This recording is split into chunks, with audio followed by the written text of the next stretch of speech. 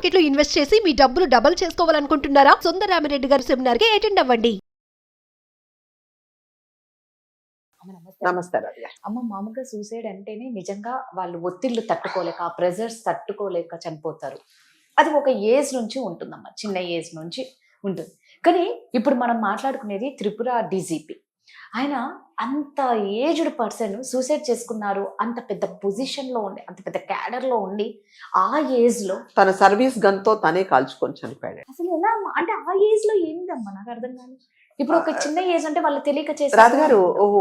మనుషులకి మనం అందరం ఫస్ట్ ఆఫ్ ఆల్ డీజీపీనా, మీరు యాంకరా, నేను ఇంకొకట ట్రైనరా, అది కాదు. మనం అందరం ఫస్ట్ ఆఫ్ ఆల్ మనం అందరం మనుషులం కదా.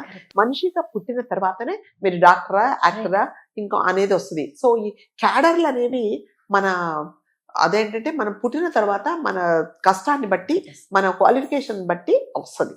సో మీరు అన్నట్టుగా డీజీపీ చనిపోకూడదా, డీజీపీ అదేంటి ఆత్మహత్య చేసుకోకూడదా అంటే, ఈ ఎమోషన్స్ అనేది ఎవరైతే ప్రాబ్లమ్స్ ఛాలెంజ్గా తీసుకొని ఫేస్ చేయలేరో వాళ్ళందరూ ఒకటే కేటగిరీ ఏంటంటే చనిపోవద్దు. ఇంకా వాళ్ళకి వేరే దారి ఏమీ దొరకదు. మీరు మనకు తెలుసు, కొన్ని సంవత్సరాల కిందట రంగనాథ్ అనే అతను ఒక యాక్టర్, సీనియర్ మోస్ట్ యాక్టర్, అతను చాలా వీడియోస్ చేశాడు. మనుషులు ధైర్యంగా ఎలా ఉండాలి, ధైర్యంతో ఎలా ఉండాలి, ప్రాబ్లమ్స్ వచ్చినప్పుడు ఎలా ఫేస్ చేయాలనేది మాట్లాడే అతని ఒకరోజు ప్లాన్ చేసుకుని ఊరేసుకొని చనిపోయాడు. చెప్పడం వేరే, మన వరకు వస్తే ప్రాబ్లమ్స్ ఎలా ఫేస్ చేయడం అనేది కూడా చాలా ఇంపార్టెంట్. సో ప్రతి ఒక్క ప్రాబ్లమ్ని మనం ఒక ఛాలెంజ్గా తీసుకొని, ఎస్ నేను ఈ ప్రాబ్లం ఫేస్ చేసుకుంటే నెక్స్ట్ సారి నేను ఏదైనా సరే ఫేస్ చేయగలననే ధైర్యము, మనకు ఒక నిగ్రహము అనేది ఉండాలి. అది లేని వాళ్ళు, ఇప్పుడు మీరు అన్నట్టుగా అతను డీజీపీ స్థాయిలో ఉన్నాడు. సో ఒక పోలీస్ డిపార్ట్మెంట్ అంతా తన చేతిలో ఉంటుంది. డీజీపీ జనరల్గా పోలీస్ డిపార్ట్మెంట్ ఒక కానిస్టేబుల్ అంటేనే చాలా విలువ ఉంటుందండి. సో వాళ్ళకి చాలా పవర్స్ ఉంటాయి. వాళ్ళు బయటకు వస్తే ఒక పులుల్లాగా, ఒక సింహాల్లాగా ఉంటారు. అలాంటిది ఒక డీజీపీ అంటే ఎంతమంది అతని దగ్గర పనిచేస్తుంటారు. అతను అనురాగ్ ధన్కర్ అండి. అతను డీజీపీ, అనురాగ్ ధన్కర్ త్రిపుర డీజీపీ అతను. సో అతను ఏంటంటే మరి డిపార్ట్మెంట్ వైజ్గా అఫీషియల్గా ఏమైనా ప్రాబ్లమ్స్ ఉన్నాయో, దాదాపు ఐ థింక్ 55 years ఉండొచ్చు అతనికి. పెద్దవాడే, రిటైర్మెంట్ కూడా దగ్గర పడుతూ ఉండొచ్చు. మరి ఈ స్థాయిలో అతను చనిపోయాడు అని అంటే ఎటువంటి ప్రెషర్స్ ఉండొచ్చు, వర్క్ ప్రెషర్స్ కూడా ఉండొచ్చు. జనరల్గా ఈ డిపార్ట్మెంట్లో ఏంటంటే రాజుగారు, ఆ పొలిటికల్ పార్టీ ఒకటి వచ్చింది. ఆ పొలిటికల్ పార్టీ నీకు నచ్చినా నచ్చకపోయినా వాళ్ళు ఏం చెప్తే అలా వినాలి ఈ డిపార్ట్మెంట్. సో ఎప్పుడైతే ఈ పొలిటికల్ పార్టీ మారిపోయి ఇంకొక పార్టీ వచ్చినప్పుడు ఫస్ట్ ఆఫ్ ఆల్ ఒక లిస్ట్ ఉంటుంది వాళ్ళ దగ్గర. ఇంతకుముందు డీజీపీ ఎవరు, ఇంతకుముందు సిఐ ఎవరు, ఇవన్నీ వాళ్ళు లిస్ట్ అవుట్ చేసుకొని, సో ఇంతకు ముందు నువ్వు ఎందుకు ఇలా చేసావు అనేసి వాళ్ళకు అలాంటి హరాస్మెంట్ కూడా ఉంటుంది. సో హరాస్మెంట్ ఇప్పుడు ఎవరైనా సరే ఒక గవర్నమెంట్ లో పనిచేస్తున్నప్పుడు నచ్చినా నచ్చకపోయినా పైన వాళ్ళు, పై అధికారులు చెప్పింది నేను చేయాల్సిందే, అంతే. అది నా చాయిస్ ఏముంటది. అట్లాగే చాలా మంది డిపార్ట్మెంట్ లో even though is a sincere officer, ఒకవేళ నేను సిన్సియర్ గా ఉన్నా కూడా నా సిన్సియారిటీ ఏం పలకదు, పని చేయదు. నేను ఏదైనా ఫ్రాడ్ చేయమంటే చేయాల్సిందే. లేకపోతే ఏం చేస్తారంటే కాన్సిక్వెన్సెస్ వేరేలాగా ఉంటాయి. సో కొంతమంది పోలీస్ డిపార్ట్మెంట్ వాళ్ళకు కూడా ఈ రాజకీయ ఒత్తిడి అనేది చాలా ఉంటుందండి. అంటే ఓసారి మనస్సాక్షి మనను పర్మిట్ చేయదన్నమాట. అప్పుడు ఇటువంటివన్నీ ఫేస్ చేయలేక, సరే ఒకటే గవర్నమెంట్ మారిపోయింది, మళ్ళీ కొత్త గవర్నమెంట్ వచ్చిన తర్వాత మళ్ళీ వీళ్ళ పాలసీస్ వీళ్ళకుంటాయి, వీళ్ళు ప్రొటెక్ట్ చేసే వాళ్ళు వేరే వాళ్ళు ఉంటారు. కాబట్టి మళ్ళీ ఇతను చెప్పినట్టుగా వినాల్సిందే. సో వర్క్ ప్రెషర్ అనేది అంటే ఎవరికైనా, ఏ స్థాయిలో ఉండే వాళ్ళకైనా వర్క్ ప్రెషర్ అనేది ఉంటుంది.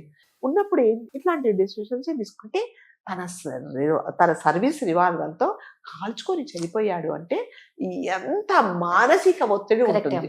సో ఇతడు చేసింది మాత్రం 100% తప్పేనండి. కాకపోతే ఏంటంటే ప్రాబ్లమ్స్ వచ్చినప్పుడు మనం ఫేస్ చేసి మనమేంటో నిరూపించుకుంటే అప్పుడు, ఇప్పుడు మనము జనరల్గా చెప్తాను, నేను లాస్ట్ ఇయర్ చాలా ప్రాబ్లమ్స్ చేశానండి, నా వల్ల కాలేదు, కానీ ఇవన్నీ నేను దాటుకొని ఇవాళ మళ్ళీ హ్యాపీగా ఉన్నానంటే మిమ్మల్ని ఎవరన్నా అప్రిషియేట్ చేస్తారు.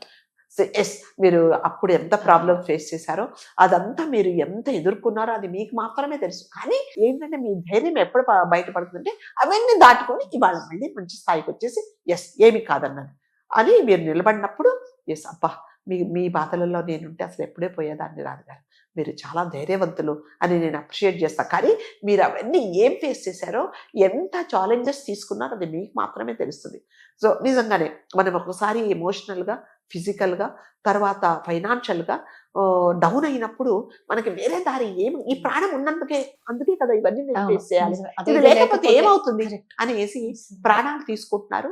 అది ఏ సమస్యకు కూడా నేను చాలా ఏ సమస్య కూడా ప్రాణాలు తీసుకోవడం అనేది అస్సలు కరెక్ట్ కాదు. అంటే మీకు వర్క్ ప్రెషర్ ఉన్నా ఏం చేయాలి, లీవ్ పెట్టేసి వెళ్ళిపోవచ్చు, లేకపోతే ప్రాబ్లమ్స్ ఫేస్ చేయొచ్చు, లేకపోతే కొన్ని రోజులు అసలు ఎవరికి కనపడకుండా ఉండొచ్చు, లేకపోతే అసలు వచ్చిన ప్రాబ్లమ్స్ ఏంటి, దీంట్లో నేను ఎలా సాల్వ్ చేయాలి అనుకునేది కూడా ఒక ఆప్షన్ ఉంటుంది. అవన్నీ లేకుండా చాలా మటుకు ఎత్తనే కాదు, చాలా మంది అఫీషియల్స్, చాలా మంది సాఫ్ట్వేర్ ఇంజనీర్స్ కూడా ఈ వర్క్ ప్రెషర్ తట్టుకోలేక ఏం చేయాలో అర్థం కాక ప్రాణాలు తీసుకుంటారు. ఏ సమస్యకు కూడా మళ్ళీ చావు అనేది పరిష్కారం కాదు. మనం గత వీడియోలో చేసిన సాఫ్ట్వేర్ తేజస్వినిదే అదే అంతే, పరిస్థితి. చనిపోయింది అమ్మాయి. అంటే ఆ ప్రెషర్ భరించలేక చాలా, అంటే మనం అనుకుంటామండి మనుషులను చూసి రాధగారు అసలు ఈవిడికి ఏం ప్రాబ్లమ్స్ లేవండి, చక్కగా పొద్దున్నే తయారవుతుంది, షూట్ చేసుకుంటుంది, మేకప్ వేసుకుంటుంది, కానీ మీలో ఏమున్నాయో మీకేం ప్రాబ్లం అది మీకు మాత్రమే తెలుసు.